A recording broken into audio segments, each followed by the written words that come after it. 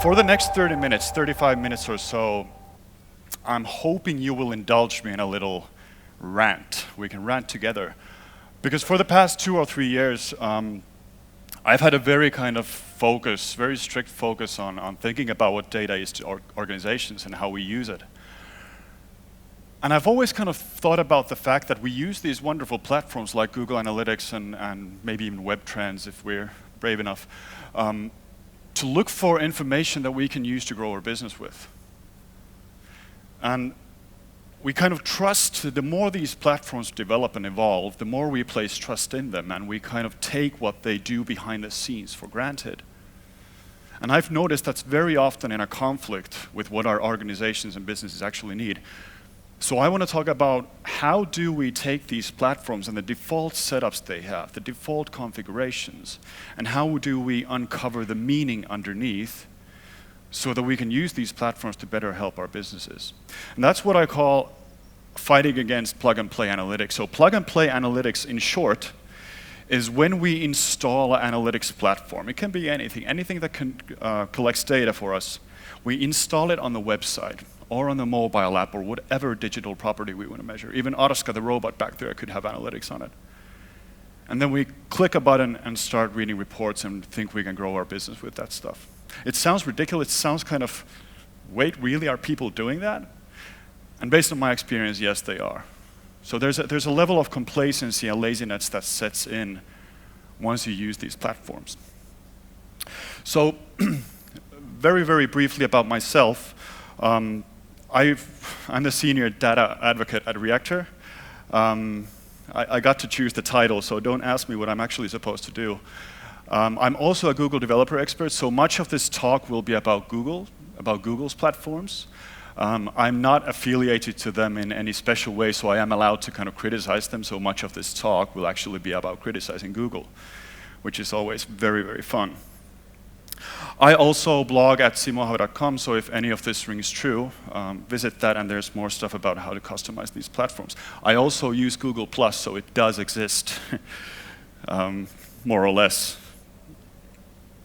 Lots of monologues there, though, I've noticed.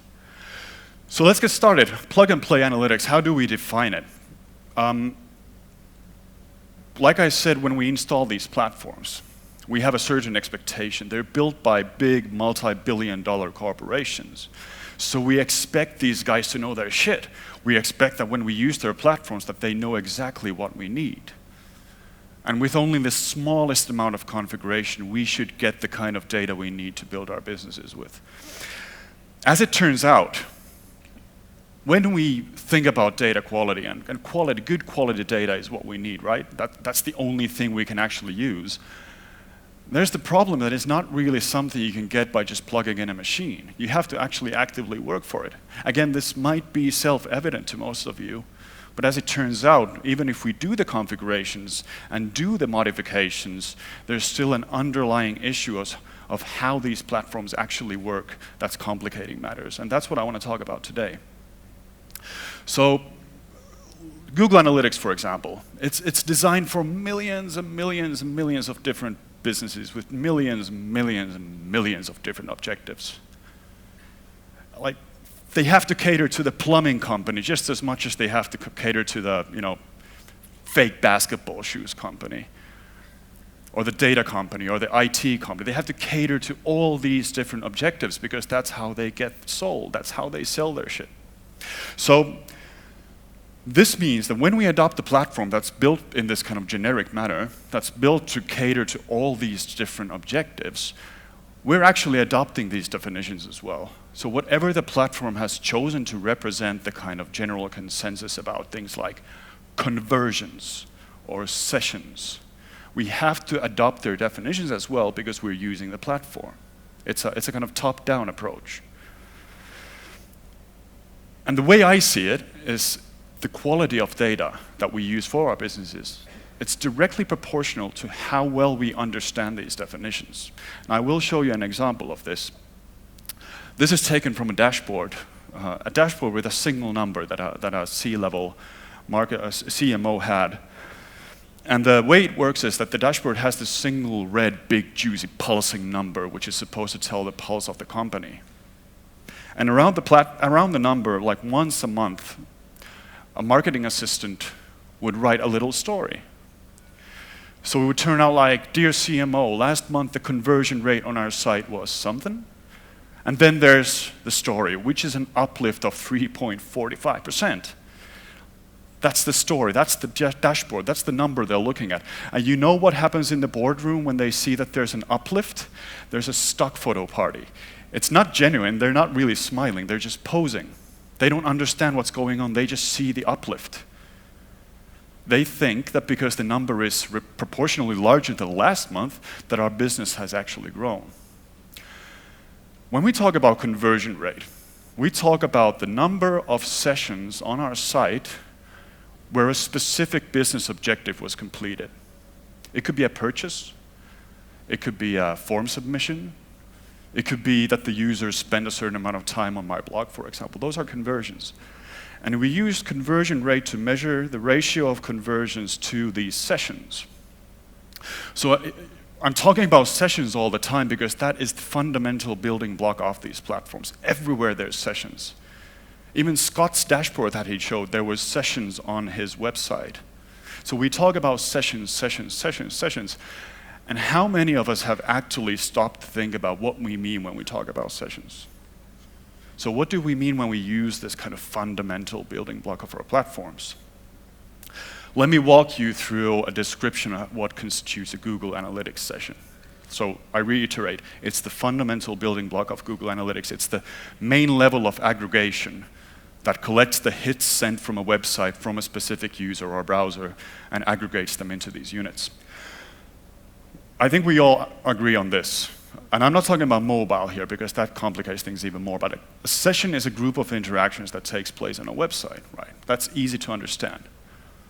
We do stuff on the website, it's bunched together, and we said this all took place in the same session. That's very simple, if it only were that simple. There's a 30-minute inactivity window. So 30 minutes after the last hit on the website, you have a grace period.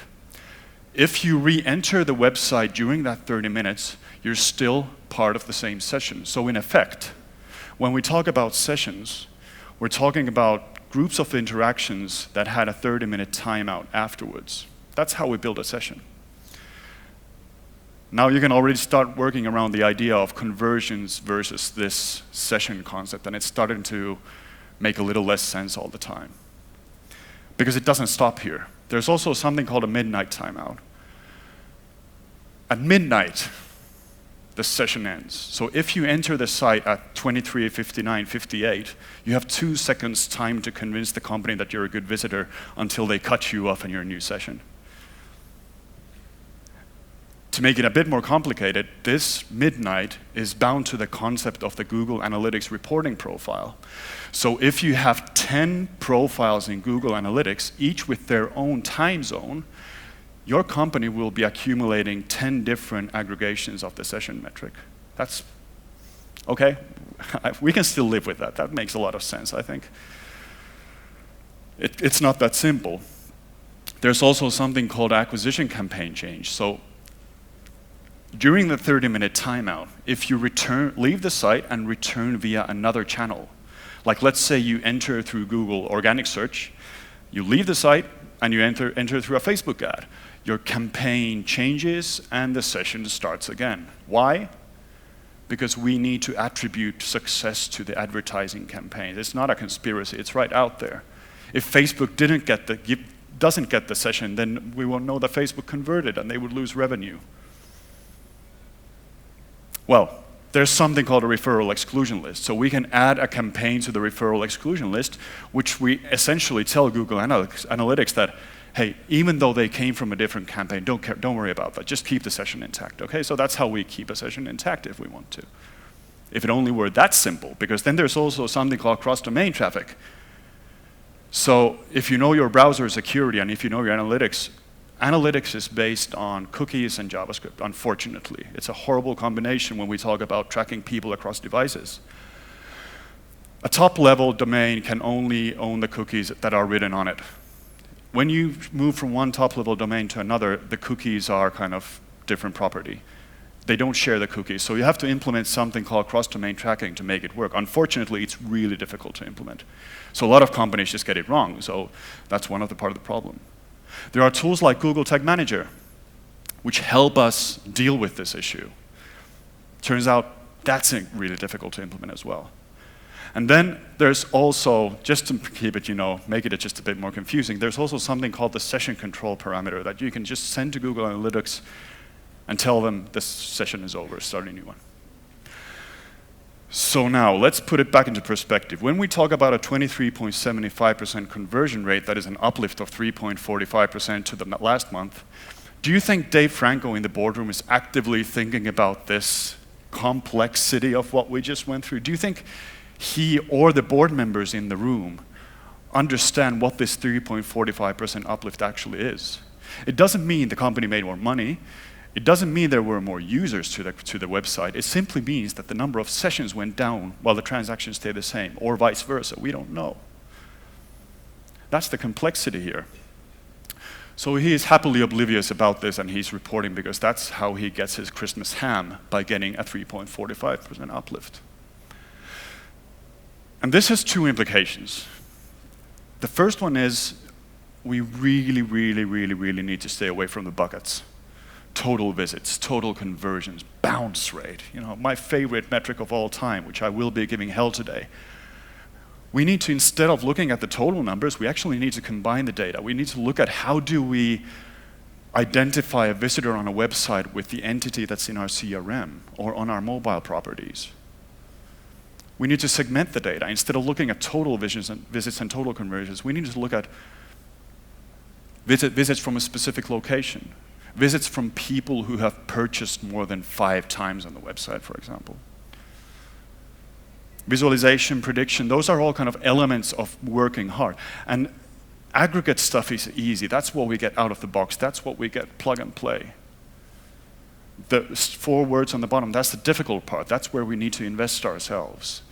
And my thesis, my claim, and I'm very hesitant to make any claims, but this I do believe in, is that only the 4 words in red are where business growth hides. It's very difficult to build a business based on aggregate metrics bound to the definitions of a platform that doesn't really care about my business at all. And here's an example. This is a Google Analytics aggregate metric chart. So these are the metrics we work with every day. Sessions, new users, bounce rate, pages per session, e-commerce conversion rate. All the metrics where the red line is pointing to are bound to the concept of a session. All of these are bound to the concept of a session. When we change the definition of a session by even the slightest bit, change the 30-minute timeout to a 29-minute timeout, add a new referral exclusion, fix cross-domain tracking for once, every single one of these metrics will change as a result because we changed the underlying concept of a session. That's how ridiculously fragile the relationship is between our KPIs and the machinations of the platform that we are using. And I, for one, am a bit hesitant to draw any conclusions based on these types of metrics, where the actual reason why there was an uplift could simply be that the developer added a new referral exclusion or added a new goal. We don't know. We don't know that by looking at the aggregate stuff. The second implication is that all these metrics that we are looking at, they are session outcomes. They're outcomes. They're the end of a process. Right? When there's a conversion, it happens because of something. There's a flow that the user follows. There's something takes place on the site, and it poops out a session outcome. And we use these turds to measure our business with. How about if we solve the problem by not looking at sessions per se, or not looking at session outcomes, but looking at the funnels that build these outcomes? So instead of saying there were 5 conversions on our site altogether, we can say 15 people started on this wonderful journey and 5 of them reached the end. But in the between, something happened to these 10 people, and they are the ones we should focus on. And in this talk, the second part of this talk will showcase some of the ideas that we can actually use to customize this idea. So I took a very, very simple case, it's very simple on paper, because content engagement is one of the biggest nuts to crack in analytics. In essence, we want to know what are people doing on our sites while they are digesting content, what kind of decisions they are kind of falling towards. And as it turns out, like bounce rate is such a wonderful metric to be using because Google Analytics gives it to us right away. It's an aggregate metric. There's also stuff like page views, how many times an article was viewed, which people use. Here, my approach is to drop this kind of thinking, drop the thinking that we're just using articles to digest and page views and bouncing all around the place, and instead turn it into a product funnel. Because, for example, as a blogger, I don't have a web store. The only thing I'm selling are my ideas, and no money is changing hands, I promise. There's no transactions. It's just creating content for readers. But I still treat my content as a product, as something that I want people to read and digest and be happy with, like any product vendor would. Or the be happy thing might not be important to everyone. So now let's talk about the bounce. This is a bounce. So it's a technical definition with pictures. So you land on a website from a certain source, you only send a single hit, and then you leave to some really cool website. Google Analytics calculates this as a bounce. So bounce is a single interaction session, a session where only one interaction was recorded. It provides us with reports such as this, where we can see landing pages, and then we can see the bounce rate. So just to open this up a little, the aggregate bounce rate on my site is 17%, which means that 17% of all the entrances to the site end up being a single interaction session. Here we've split it down, segmented it according to landing page. So we have the top red article has a 10% bounce rate, which I guess is good because compared to the 17, it's almost half. Whereas if they land on the home page, the bounce rate is a whopping 50%. So bounce rate is often called the I came, I puked, I left metric, because that's the implication. People arrive on the site, they vomit all over the place, and they leave. So 50% of people who landed on my homepage are like vomiting like crazy, and that's a lot of vomit. So now when I look at this report, I'm supposed to feel bad about it? Like, what are you going to do about this 50% people? What am I supposed to do about them? I mean, they're failing my test of how good people they are. I'm trying to get them engaged with my beautiful content. It's not my content's fault because it's awesome, so there's something wrong with the visitors. But we don't know what these people, we don't know what this 50% of people, it's a single interaction session, right? We don't know. It's not like they're calling me afterwards telling me that my site sucked or that they looked through all the articles. For all I know, they could be reading everything on the home page. They could be calling me, they could be sending me emails saying what a great guy I am, indicating that I was a success. Think about your product, if you own an e-commerce store, think about your product page or your sales contact pages. If you see a bounce there, you're supposed to feel bad about yourself. But what about if the person picked up the phone and called you and bought a lot of stuff worth 50 million euros, called all their friends and had them buy shit as well? So it was the best customer you've had all year, but Google is telling you that they will have like a bucket of vomit. It just doesn't fly. It doesn't work like that. We don't know how long they stay. That's a very interesting thing to know. But Google Analytics, in all its wonderful wisdom, calculates time on page as a time differential between two page view hits.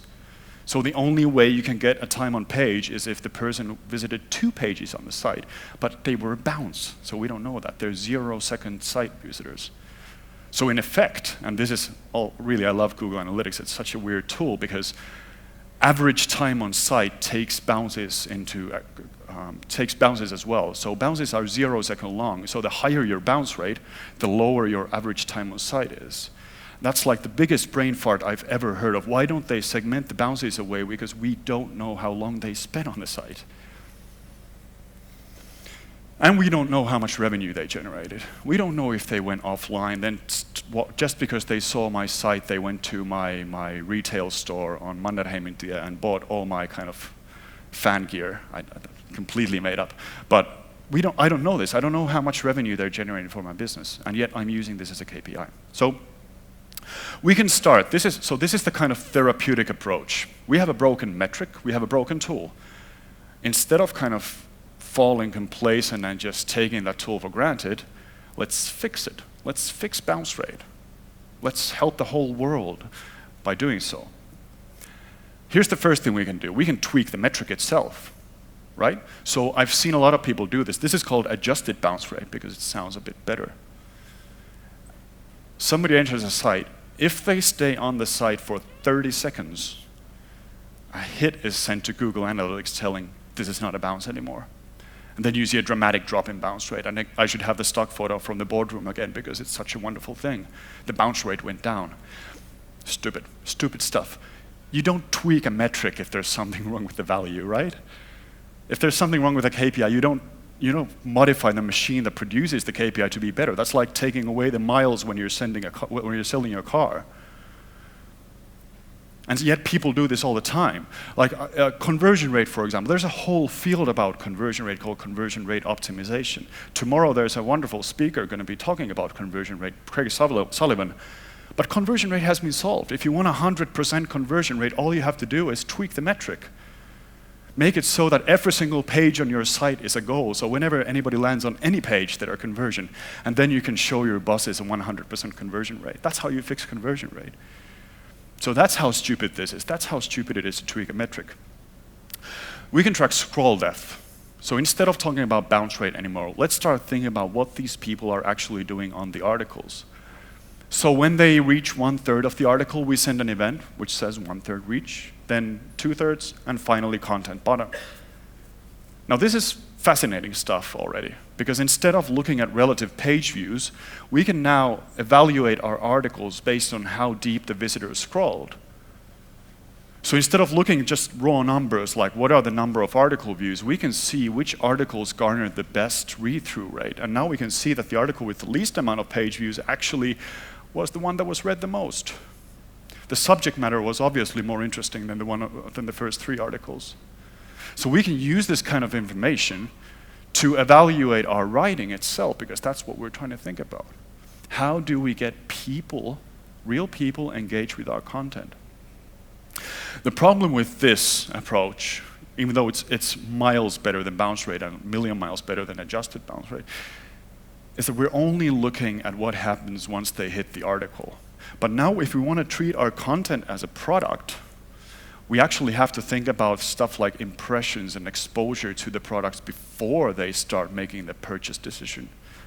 So how are our products portrayed on other products, for example, related products, search results, stuff like this? What are people doing on our site?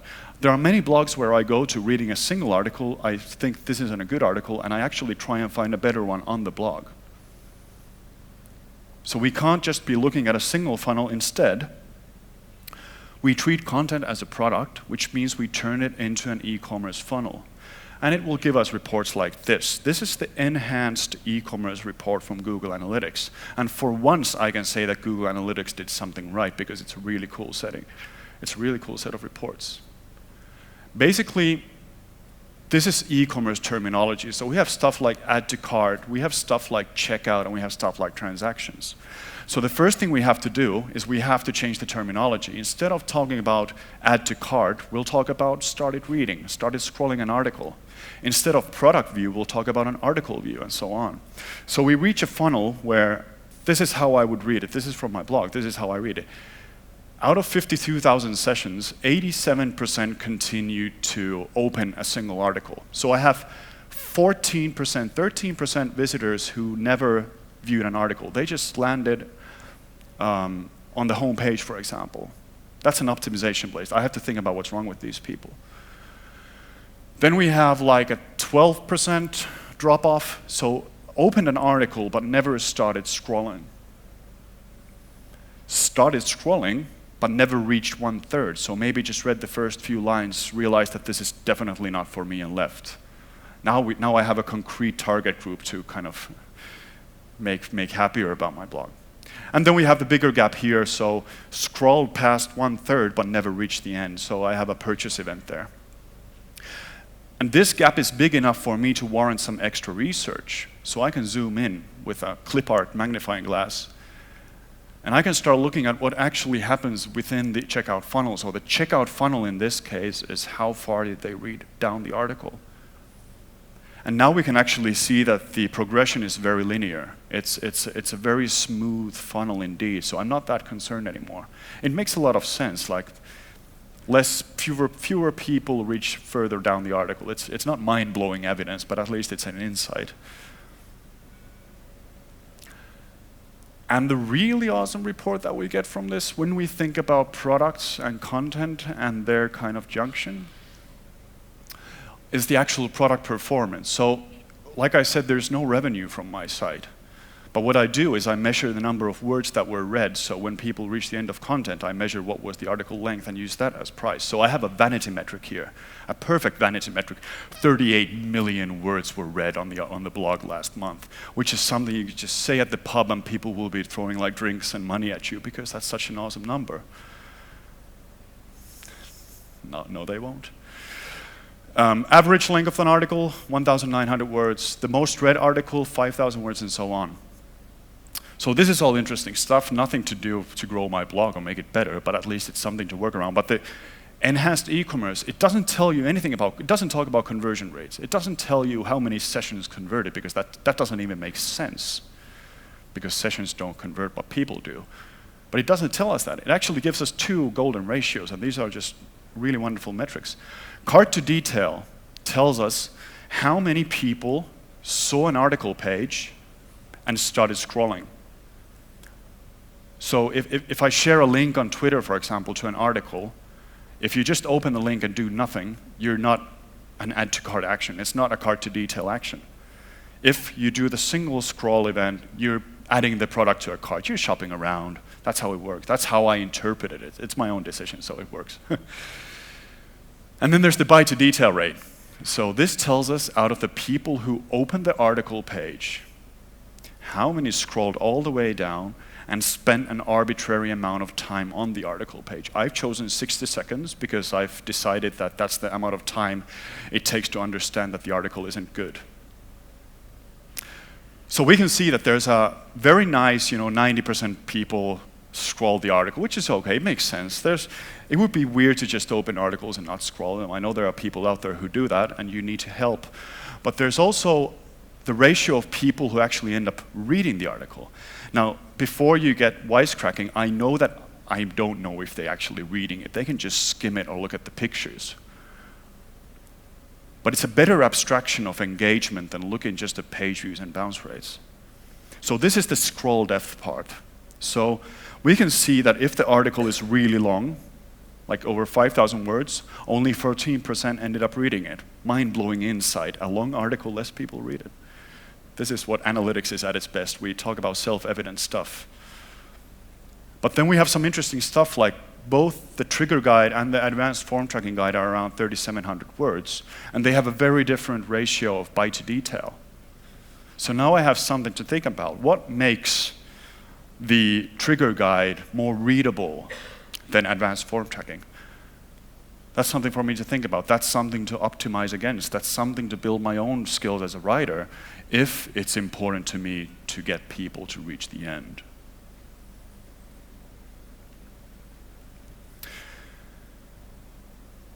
And this is what we can do with content. It requires some work. Of course it does. It's not plug and play, which is the whole point of this session, is to tell you that is to show you that there are other options as well. But why stop there? We can start thinking about what's the weather like. With a pretty simple hack, we can bring weather data into Google Analytics or whatever analytics tool you're using. And we can go to our, let's say we have a golf course as a client, which is the case in this one. And they measure how many people book a golf simulator or other country club services, what they do in the better circles, and how many book a green fee. And there's a correlation here. So we can see that when it's clear and cloudy, it's okay to go golfing. So people book the weekend time for a golf round. If it's raining, we can see a correlation where actually the number of green fees goes down, but simulators are booked more. Now that we have a correlation, it's still nothing, it's just a correlation, but this is what we feed into our hypothesis machine. This is what we start testing against. Now we have data that we can actually use to improve the experience on the golf course site. We can do stuff like content personalization. So when it's raining like cats and dogs, Let's push content that advertises our golf simulator instead and make people realize that, hey, you can actually still swing the club even though it's a horrible weather. We can do automatic bid adjustment in AdWords. It requires a bit longer time period, but we can actually automate AdWords bidding based on the weather. It's just simple AdWords scripting. We can do all this stuff because we took the time to customize our analytics implementation. This is the stuff that's interesting to a golf course, not conversion rates, not bounce rates or sessions. How many people booked a simulator, how many people booked the green fee, and what the weather was like. This is stuff that I can actually go with pride to the CMO of the golf course, if they have CMOs, and talk to them about, this might help your business, if I can get them to believe it. I will be tweeting these slides so you don't have to kind of copy any of the article links. Another thing that requires a very, very small amount of customization but is infinitely interesting. When we measure enhanced e-commerce, it tells us what was the product revenue of any given product. So over the last month, the Ahava machine made a lot of money, I guess. Didn't see any of that, by the way. So we can see that there's a huge amount of revenue made. With a little tweak, we can actually measure how much money was added to cart. Instead of looking like 500 Ahava machines were added to the cart and 2 were purchased, it's more interesting to look at the actual euros that are kind of disappearing in the middle funnel. And we can use this information to identify what makes a person leave something on the cart. Maybe run a remarketing campaign if you're that kind of an evil person. Maybe think about how can we get people to finish what they started. Like Amazon has an amazing way to do this. They kind of keep the cart alive for a long period of time. And they let you know when the price is changing. So if you don't buy something, they don't just forget you and cast you aside. They nurture the relationship because you were special to them. Or that's what if a global corporation tells you that you're special to them, there's a certain amount of doubt that you should have. And the reason we do this stuff, the reason I feel so passionate about it, it's a weird thing to be passionate about, but I do, is because in the end, data is difficult, and all this stuff requires work. And plug-and-play analytics and these platforms that we use, they try to tell us that data isn't difficult. All you have to do is plug it in, and you'll get the data, and you'll build your business. Wow. Google Analytics has a tagline in their previous partner conference, which was simple yet powerful. And that's an oxymoron if there ever was one. Simple yet powerful. Why is the yet there? Why isn't it simple and powerful? We don't want simplicity from these tools. We don't want that. I mean, we want it to be simple to use. We don't want to click a lot to make things happen. But we don't want analytics to be easy because that's not how it goes. There's a multi-billion-dollar business around data and many Australian dollars around data. And we're kind of thinking about how is it possible that there are so many great analysts out there if it's supposed to be simple? And we accept this simplicity because we tell ourselves that we don't want to work on the tools. We want to dedicate 90% of our time to what we're actually being paid for. And that's the problem of the organization.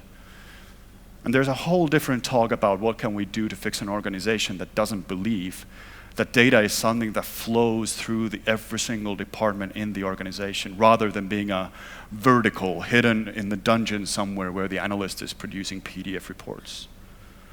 That's the kind of future we're trying to work for, because we want data and analytics to be part of everything we do. But the only way we can get that done is to make people within the organization respect the fact that it requires work and expertise. So there are no free lunches. There are many things you can do with data that are very easy, like looking at dashboards. You can look at a dashboard all day and not be bothered to use a single synapse in your brain. But if you actually want to build a company based on that data, then you actually need to understand what's going on. And the very thing you need to understand is what that data actually is. So again, I reiterate the claim I made earlier. So data quality, good data versus bad data, it's completely relative. It's completely subjective. A single data set can be good data for one hypothesis, but it can be awful data for another one. Without the data itself, a single datum, without it changing shape, size, form, or function. LinkedIn endorsements. They're good data to measure the popularity of someone, They're very bad data for actually knowing if they're good at whatever they're being endorsed for. You get the weirdest endorsements out there if your name is out there. So people are just, yeah, he knows about horse breeding, stuff like that. True case, true story, by the way. So we talk about data quality as being something relative, and in the web analytics world, and in the world where we try to do the amazingly difficult task of aligning our company's objectives with the data we're collecting, it's ridiculously difficult. Or at least it is for me. Maybe I'm just stupid, but it feels really difficult. And we're doing this based on the notion that these platforms that we use are benevolent and all-knowing, when instead we should be actually focusing our efforts on customizing them and fixing the problems within.